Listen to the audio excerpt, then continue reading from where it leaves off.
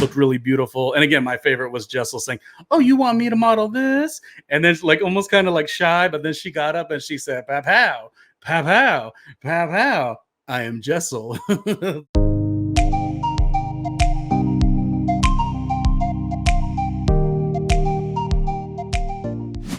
All right, we are inside Real Housewives of New York, the after show, a recap that we like to do every week. Try to have fun with it. It is season number 14, episode number 11, and it feels like we've been on this Anguilla vacation for a very long time now. I've said before a couple things. I typically don't love, I mean, you get these epic moments, and for production, it might actually be easier. Who knows? Maybe it's actually harder to do a vacation. But I feel like in my mind, the reason they do these vacations is because production gets really excited. It looks really lavish, but also to get everyone in the house, to force the issues, and then boom. And it's probably a little faster and easier in terms of filming, and having to track down storylines in the city. But like for me, and I think I said this on previous episodes, as we're recapping, like I said, season 14, episode number 11. I actually like when they are pounding the pavement, New York City. That's why we watch. So a fourth episode of a vacation better feel good. I will say that I liked this episode a little bit more than last episode. Now, with that being said, I know I'm not the only person who thinks these to be continueds, to be continued next on Real Housewives of New York. It better be something so monumentally different. Now, this episode actually to me was a little bit better. And I think I say that to say that the 4 episodes on vacation, it just could have been condensed a little bit. Now, there were a lot of things that went on in this episode, and we will get into that. And that's kind of carrying on from the prank war that had started between Ubah and Erin, and how that turned into, we like these light arguments on this Real Housewives in New York City, but it's turning out that this actually pushes forward on some of the things that are worthy of talking about, and we will talk about those things. But before we do, Jessel, always finds a way to make it about herself, and Jessel is what is she? She's the Al Capone, and she's also the Al Pacino of the group, because in the scene, things are going a certain way for Erin, and we'll get there, of course. We'll backtrack in just a second here, but like things are going a certain way, and Jessel's like, "Well, wait a minute, I have a list." And they were like kind of realizing she was different or opinionated, but all by way of her cell phone. So the list in her cell phone, they go up to the other girls and they're like, "She's the Al Capone, of the situation." And Jenna's like, "Wait, you just said Al Pacino. Wait, now you're saying Al Capone," or vice versa. It just was funny. It was the kind of humor that we liked, and I think overall I would give this episode a little bit higher of a mark than the last episode, and specifically because we go through some places, and we will go through the places, but I love the way we ended. And it also gave me a very big excitement when it comes to, and now what's next with the remainder of the season. Truth be told, I love Real Housewives of New York. I feel like this franchise, the new reboot, is fine, but it almost felt like a completion, like a nice little ending. They had their little, there was the moment where Jessel kind of said, "Oh, you want me to model this real quick? What, this whole thing?" And then she gets up and she gives you the Jessel look. It was so great. And I felt like it's good to go through stuff and then navigate how to become, better communication with them all, which I thought was great. So I thought the last scene was really fun, and it looked like, what we came to watch the show for, I think. And then the next on the what's going to be featured in the following the rest of the season is really what I look for. You've got the really, you got the fun couples, and they're kind of talking really fun. You've got just a couple things that really made me say, okay, we got a couple more episodes, but it is starting to feel like a longer season. So that means something does need to kick into gear. And I don't know what specifically that is, but so far, so good. Okay, let's backtrack to how we got here from the prank war, which started with being thrown in the pool is no fun. And Ubah throws Erin in the pool, and then we see on the last episode that things are kind of materializing and going back and forth. But what we get to now, things have changed, and let's talk about it. So, how we get here? We get here by way of, like I say, a prank war happening and seemingly really fun from the last episode. I think the moment where Sai steps in and she goes ahead and kind of gets Ubah back, and then it should sort of be even. But the idea that, and you almost wonder, like, how did this happen? How did Ubah forget her cell phone? And how did Erin happen to be the one who was like, I'll take that, right in the midst of the prank war? Anyways, it happened, and this is where we're at. And, we get to this moment where Erin's starting to react because from the last episode, at the current moment, there's just a lot of not paying attention to each other, but there being awkward energy, to which I love Erin. I always say very good and positive things about her. Of course, and I say it every episode. I was on the Watch What Happens Live with Erin. I was the virtual caller. Oh, yes. Oh, yes. Oh, yes. With Candy and Andy. And I also feel like Erin is a really good housewife, but we'll get to that part later. But where we get into some problems is, she goes ahead and gets a little louder than she needed to, which is fine. She has that prerogative. But I think Erin learned in a good way that, if, if you don't want none, don't start none. It's that simple. It's like a really easy thing. And I think sometimes Erin doesn't realize that when you state things, you might be, there could be a consequence that comes with it. Did I expect Ubah to be, well, I didn't know if she was going to be mad or not mad. That wasn't really the point. But did I expect her to take off the sunglasses?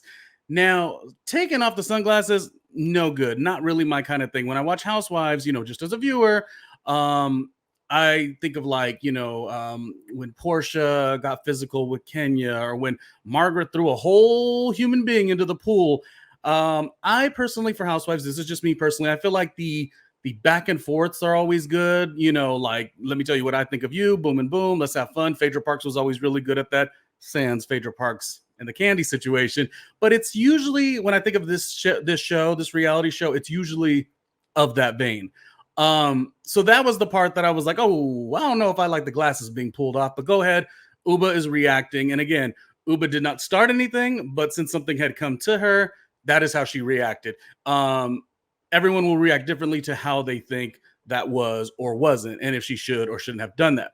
But what really opens up is like a whole episode. So, a second ago I was talking about, like, I think that too many episodes in vacations is really not my favorite thing. I still stand by that this could have been condensed to 3, but it really did open up a whole world of Erin kind of, sort of having to examine the situation. They decide they're going to go to the rum punch bar, and everything seems fun. I think on the edit, though, it kind of felt like we were getting almost like a live feed or like a surveillance. Like, it took a long time. Like, the main points that we got out of it, though, when we finally got to the location, was that Sai used to be a bartender. She talks about how fun that was. And I think Sai's whole thing is she, in this show, wants to be as amazing and as opulent as she is, but she also does want to share. And for her, the sharing is that, my life was in a different trajectory and I ended up here. So I'm really proud of that. So I actually liked it. I was actually very okay with it. Within the aspect of the girls at the table, Jessel says, I'm a comedian. Well, that's actually a little bit later, but still, Jessel, the comedian. We get a really interesting moment because in Ubah's mind, she says, well, if she took my cell phone for 45 minutes, I'm going to take her sunglasses for 45 minutes. Now, I don't really love that, like the taking of glasses, but I do love the pettiness. Oh my gosh. Ubah with the pettiness. She says, I'm going to set a timer and she will not get those glasses back until 45 minutes. So Erin, being opinionated and frustrated, which is, a great Real Housewives quality, she decides, I'm out of here. Erin's becoming the great runner of the Real Housewives of New York. She's like, I'm out of here. I'm not dealing with anybody anytime she doesn't really like anything. So, and again, she has that right. She has that prerogative to do what she wants. If she don't want to be there, she doesn't want to be there. Does it make her look a little bit interesting in the regards of, like, you talk a big game and then you kind of step out? One could say it looks a little lame. I don't know that I think it's lame because Erin is really likable. Now, she does make some errors. Erin makes some errors in this this episode. But in terms of you always having something to say and you stepping away, I don't really have a problem with it. I will tell you an antidote, though. one of the things I love, I always say that I've lived in New York, I've lived in LA, um, and I love typically the way you could go back and forth with people in New York versus even like LA, what is depicted as a warm, really sweet place. Um, People get real mad quick. So you never know how your words are going to hit the next person. So I think the moral of the story with this episode is that Erin learned there are consequences, to how you come at people and how you talk to people. Even the tone, the condescending, and I'm not saying Erin's condescending, but people could take it that way. I think back to when I was a wee lad, and I was in a specific moment where it was like the sixth grade. It was elementary school, and we were all taunting each other when we would have the recess. Was that what it was called? Lunch, where you go outside and you play the kickball or whatever. Well, every of the other days, the other teams, when they would win, they would flaunt. We beat you, we beat you. Typical, elementary juvenile stuff. Well, one particular time, I was flaunting because we won, and I said, "Ha ha, da da da, we won, da da da." Now I'm gonna tell you, the person who I was ha-haing to probably went on to live just a ridiculously awful life. Wasn't looking good, but I didn't know it at the young age that I was. I didn't know, but I was, and he says to me, "Get your finger out of my face." But see, I didn't know yet. I hadn't got the wake up call just yet. But I was going to get the call that day. So I'm thinking in my head, as fast as everything is going, I says, and this is the only time I've ever got into a physical altercation. I guess I learned my lesson quickly. They flaunt when they win. Ha ha, we won. And when I win, I'm like, ha ha, I won't say his name. Ha ha, we won. And he said, "You get that finger out my face." To which I thought he wanted more action. I found out real quick because the fists started flying. We should say. And I'll get back to Real Housewives of New York, but I'm just going to say, like, it was that moment that I learned that sometimes your words, even though you say them in a certain way and you would react in a certain way, not everyone sees things the same way. So while I have no problem with Erin always having an opinion, I have no problem with Erin saying to even, what's her name, to Brynn, "You can't be flirting with my husband at our vow renewal." Like, I have no problem with that. I also have no problem with her saying, "I'm out of here. Like, I'm not fooling with you. I'm out of here." But I do think sometimes a lesson will be learned. So she learned that you can't just come up into a situation, say, "Keep my name out your mouth," kind of to what she did to Ubah. And then Ubah let her know what it was and really was going to basically embarrass her. Again, I don't love the sunglass grab, but, a lesson was learned to a degree. And another thing I was thinking about, and I'll get more to the episode here in a minute. I think that years ago, I think it was one of those like True Hollywood stories. They were talking about like reality stars, and they were talking about the experience. And again, because I've worked in radio for so long, and podcast and production, and had some reality TV cameras on me, like, I get some of this, but I'm gonna kind of see where I feel like the elements could intensify when you're in this situation. Follow me here for a moment. So I was watching this one True Hollywood story, and they were talking about it's the daunting part of the experience is that you film and you go through whatever it is, the mess. And then it's 6 months later to a year later, you've got to relive it, rewatch it, be embarrassed on the basis of like water cooler conversation. But now, and I can only speak for how I feel it might be, I feel like the extra level of stress could be, that if you sort of got embarrassed in a situation, that you're going to feel like more compelled to buck up on somebody and be like, "I'm going to tell you what to do," because you start to feel like, "Oh, I don't want to be the one who looks humiliated." Unfortunately, in this situation for Erin, she ended up looking a little bit worse, and the tears came, and we'll talk about that whole topic because that's a whole topic in itself. So that's the part that I can see. I'm not saying she thought this, but I'm saying as a person participating, you're thinking, okay, how does this look in terms of the experience I'm going through and my actual emotions in the moment? Then this is going to be edited and produced and put out to the world.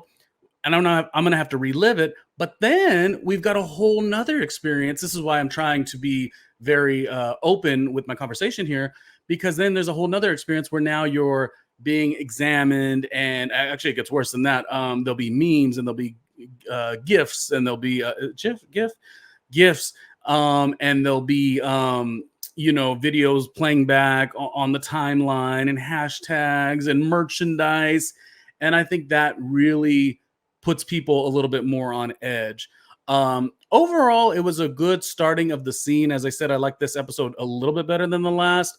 um where Erin begins to sulk is when she realizes that all the other girls, except for Jenna, they well, they're on their last day of vacation, so they're going to have fun. They're doing the limbo, they're meeting new people. It's fun. Erin's like, I don't understand why they're not right here with me. To which Erin, I probably would be petty that way too. Not petty, but like I'd be like, how dare you not be, ride for me and have my back. But you also, this goes for how I feel about things or how Erin feels about things. You can't do that. You can't let these people not enjoy their vacation. You got to let people enjoy their vacation. And I thought it just was it was on brand for our, Erin Lichy, who we've learned to know. This is who she is.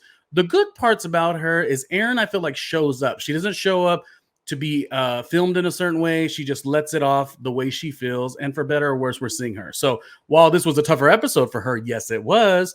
I still like her, and I still feel like even when you make errors, you can those faults could be beneficial down the line, is what I think. So talking about the lunch, there were some good things, and then there was some not so good things.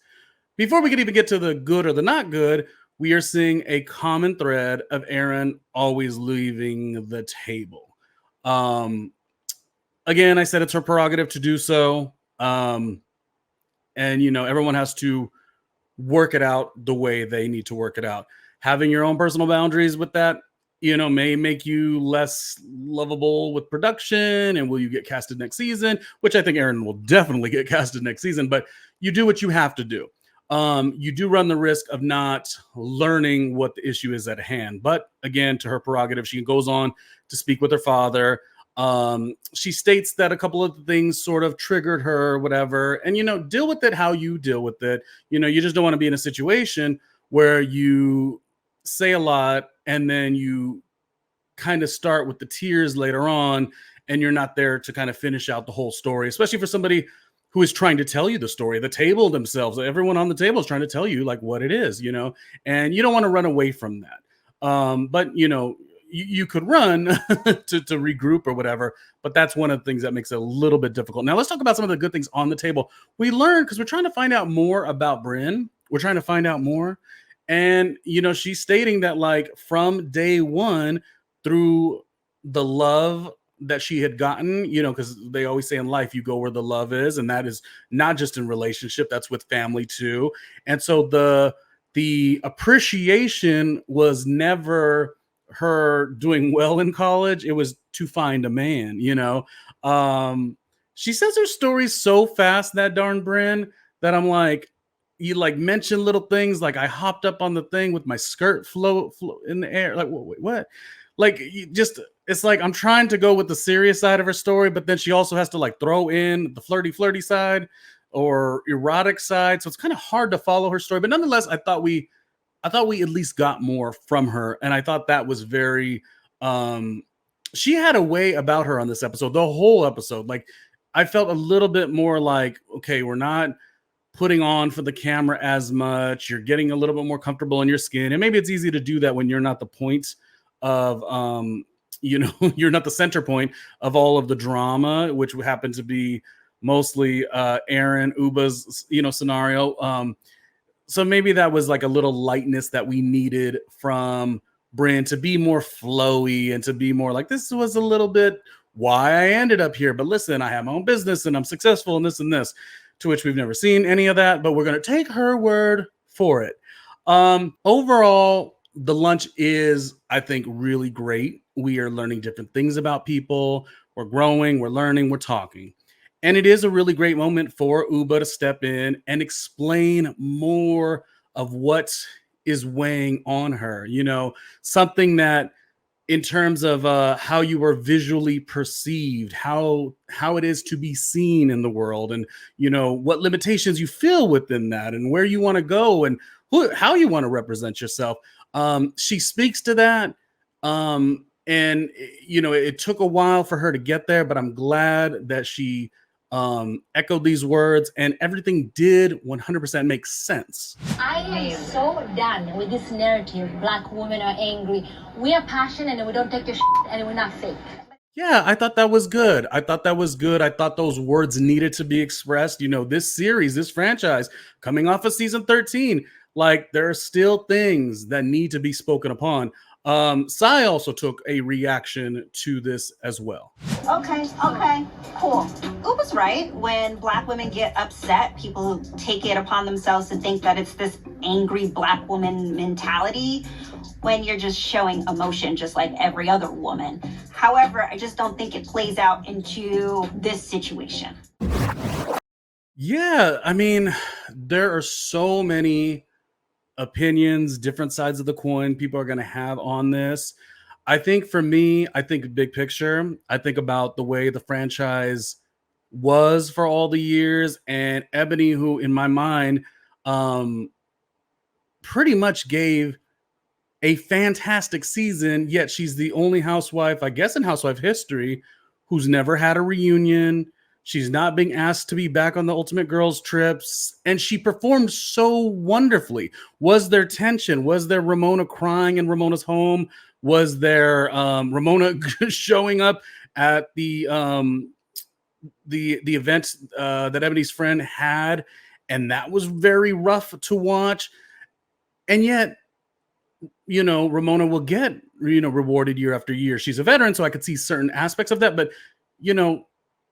Ebony's what I say with a situation like this is Ebony's tagline rings through louder each and every time when she says, I have to do twice as much to get half as much, or something of that nature. And nobody could necessarily understand fully the experience, but I always feel like the closest I will get to understanding certain things are knowing that we live in a heteronormative world.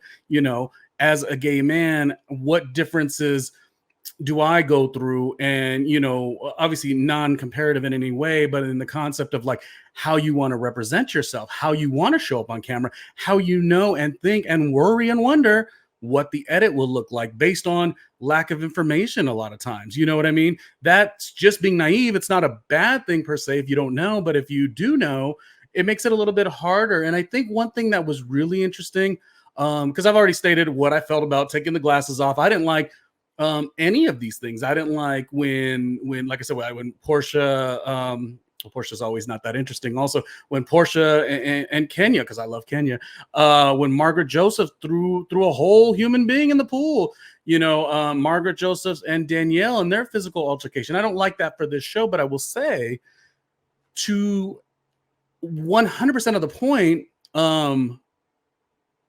when you can do those other things and it gets reacted to so differently, that'll shape you. You know what I mean? And I feel like with Ubah, she's just very aware of the situation at hand.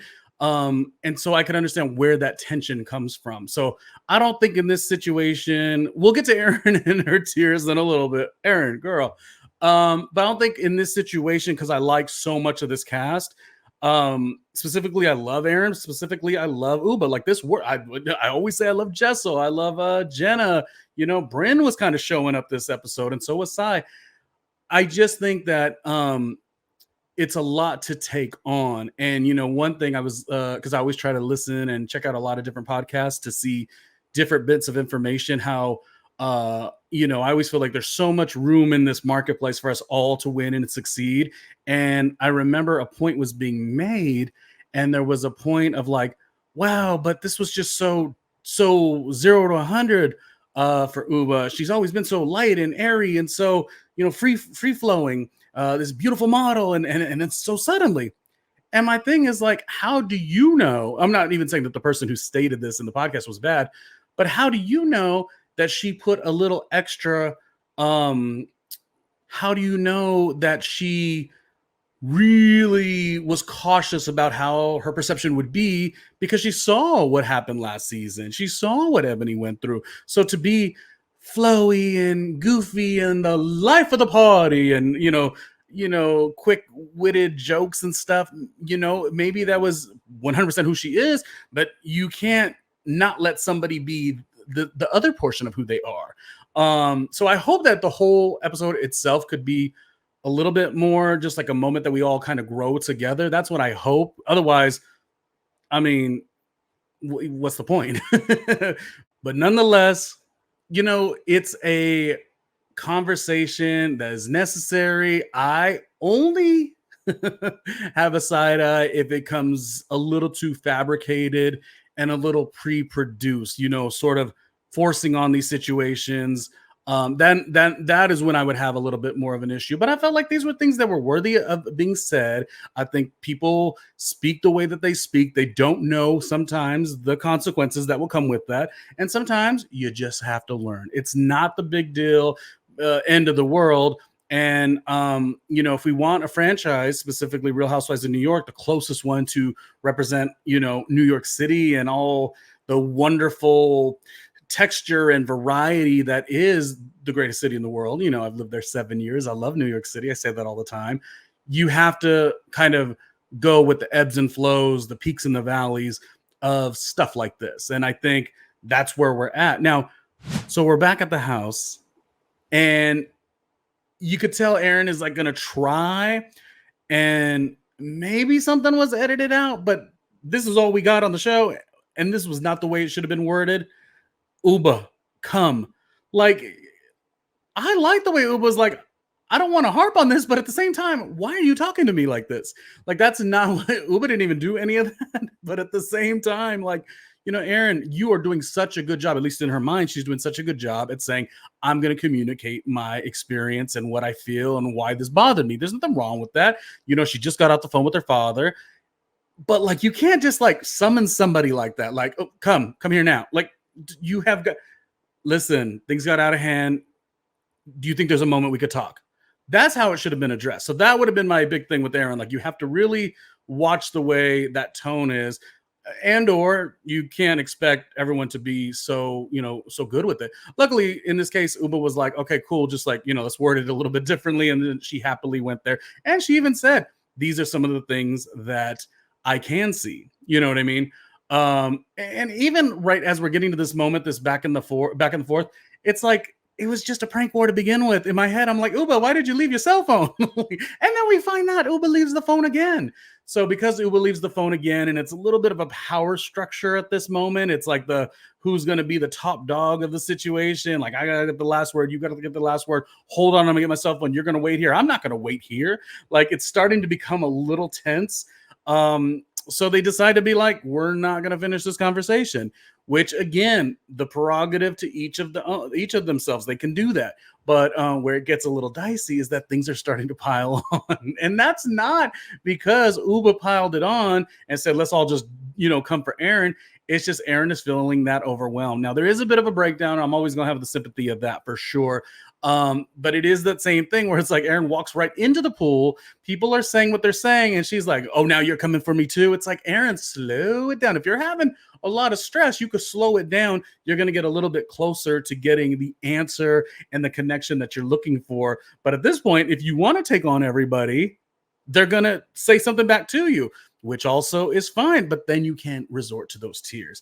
The tears is something that makes the watch of this episode a little bit more challenging because you can't expect all of what went on. And I don't even mean that Erin's had an opinion each and every episode. That's why I like her on the show. She's really good for that. She's always got something to say. And I don't want to see that being lost on a season 2 or on a reunion after she's now seen herself on the camera.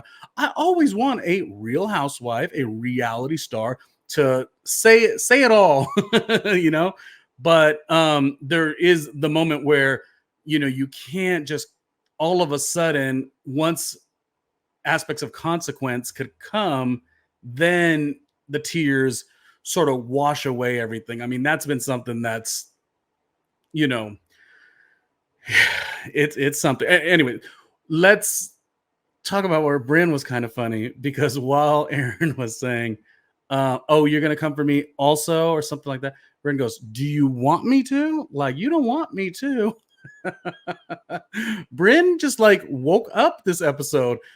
See, it does her a very good moment if Brynn can not do the overly flirting with Jenna. I get tired of that. The flirting, Jenna, it feels very, I don't know. Like, I'm sure a lot of people like it, and I don't want to resort to the word like it's the gay baiting type situation, but like, I don't know, just so long as Brynn does not make Jenna uncomfortable. Oh, by the way, while all this is going on, while Jenna in the earlier part of the episode had Erin's back because they're very close, this second part of the episode, Jenna was all of us watching the show. She was like, I'm out of this mess. I've got 3 business deals to close. You all talk amongst yourself. And as a viewer, that's kind of what you feel sometimes. You're like, you see situations go on, you see people going back and forth, and while you lend your opinion or whatever, but when it keeps going and keeps going and keeps going and keeps going, you're like, yeah, I got other stuff to do.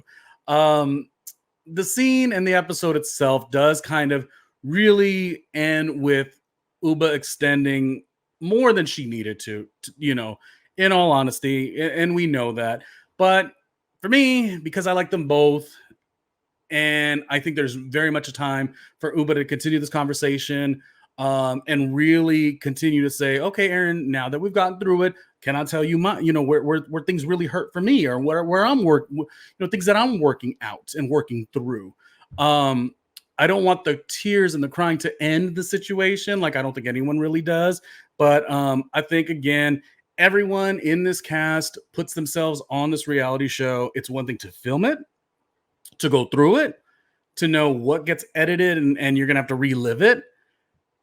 I mean, imagine, you see the trailer and you're like, oh man, for both sides. Erin sees in the trailer, oh gosh, there's a scene where my glasses get snatched off of me. And Ubah, sees a scene where she snatches her glasses off of somebody. Nobody wants to relive that. And so because we're not doing reality TV and we're not in that situation, we're not in that scenario, I feel like I want to lend a little bit of grace towards that, because ultimately it would be different if the cast was like, in terms of once the show's over and we're on, Twitter and social media and stuff like that, and it's like back and forth, and well, let me tell you my side of it, and what you don't know is this, and blankety blankety blank, and blankety blankety blank, and blankety blankety blank.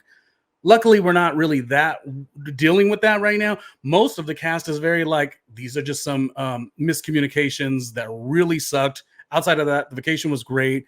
I got love and solidarity for my fellow cast member, and let's all win, which I really do like. Situations like this aren't always easy to just, put a bow on it and, have a happy ending for sure.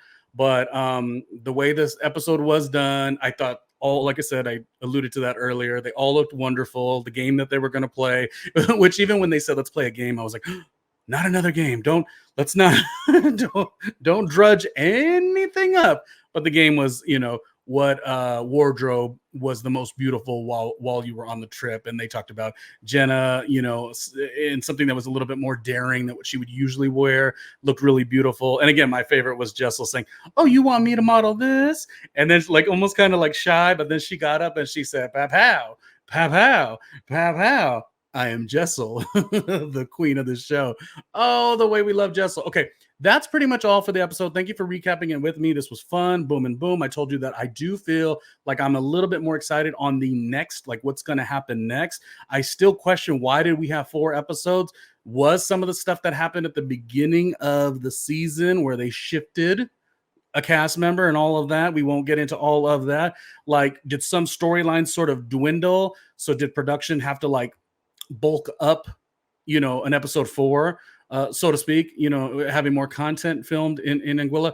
I don't know. But what I'm saying is, going back to and on the rest of the season of Real Housewives of New York, it feels good. Like, remember you watched that scene because they were also new too, when you seen, I think it was Heather and Aviva with both of their husbands. They got the hot husbands, they're all dining. It's like kind of like a fun, opulent, like, oh, I like this. And I felt like we were seeing a little bit of that with Erin and Abe and Sai. And what is her husband's name? David? I liked that. I thought that was in a good direction. The healing is okay. Sometimes it gets contrived on these shows, but going forward, it had a lot of excitement. I think the only episode this entire season I've been a little like, was episode 10. So episode 11 gave us a little push, and we're going to get through, and I think it ends in 12, 13, 14, 15, and then reunions. And hopefully people will start enjoying the show, and they already are, but the numbers will start increasing. People will not sort of give up on the franchise, because at the end of the day, this is Real Housewives of New York City, the best of the best, in terms of, New York is the greatest. So we always got to stand up and never live that down. You know what I mean? Anyways, hashtag randomly with Ronnie Jr. if you want to see my encompassing 1,000 video uploads. If you want to support me on the Patreon, it's patreon.com/randomly Ronnie Jr. And I've talked too much. It's time to go.